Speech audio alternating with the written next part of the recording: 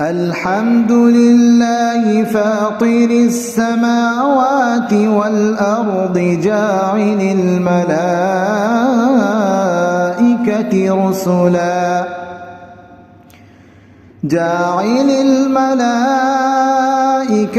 رسلا أولي أجنحة مثنى وثلاث ورباع يزيد في الخلق ما يشاء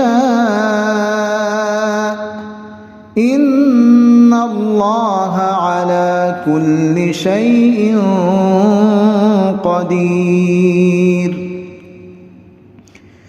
ما يفتح الله للناس من رحمة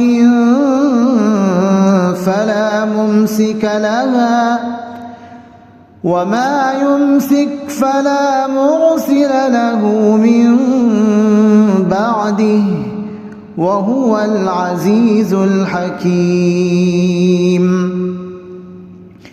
يا أيها الناس اذكروا نعمة الله عليكم هل من خالق غير الله يرزقكم من السماء والأرض لا إله إلا هو فأنى تؤفكون.